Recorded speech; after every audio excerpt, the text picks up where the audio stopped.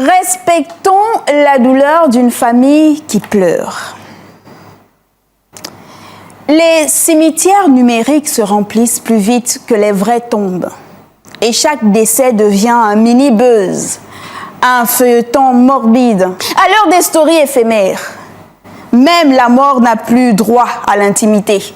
On pleure avec des filtres, on commente des cercueils, on scrute les réactions comme on guette un match. Qui a parlé? Qui ne l'a pas fait? À quelle heure?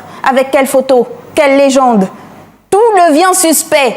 Tout est matière à juger. Et pourtant, il faudrait parfois juste se taire. Laisser une famille pleurer en paix. Laisser un nom redevenir silence. Accepter de ne pas tout commenter, de ne pas tout savoir, de ne pas tout montrer. À l'heure d'Internet. Un véritable challenge. Et pendant que les proches pleurent, d'autres vérifient combien de likes leur compassion numérique a généré en une nuit, en un jour, en un mois. On arrive à confondre hommage et visibilité. Comme si respecter une minute de silence était devenu une option parmi d'autres dans le menu déroulant de notre indignation sélective. Une minute, c'est trop long pour nos pouces interactifs, trop lourd pour nos fils d'actualité dopés par l'instantané. Il faut réagir très vite avec la stratégie parce qu'on doit me voir, on doit m'entendre. Mais si cette minute vous dérange, imaginez une vie brisée. Imaginez une mère qui ne verra plus son fils, un enfant qui grandira sans son père, sans sa mère, une fratrie déchirée, un vide autour de la table. Comment se permettre de créer des histoires sur la mort d'un individu pendant que sa famille est déchirée par la douleur?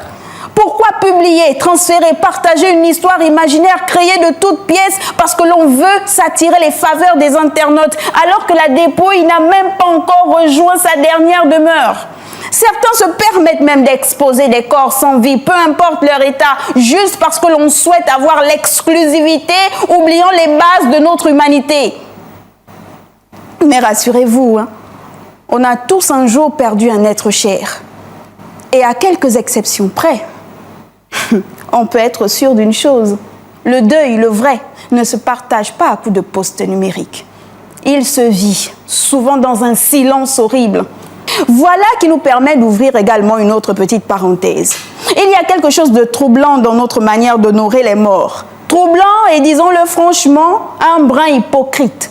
Dès que quelqu'un rend son dernier souffle, il se métamorphose. L'ami ordinaire devient exceptionnel, le voisin distant devient inoubliable, le collègue insupportable devient irremplaçable. On déroule les superlatifs comme des tapis rouges et plus l'oubli avait été grand de son vivant, plus l'hommage est vibrant. C'est presque mathématique. Il faut croire que la mort est notre meilleur attaché de presse. Il faut attendre que quelqu'un parte pour qu'on en parle avec bienveillance, avec énergie. Pendant ce temps, les vivants, eux, attendent.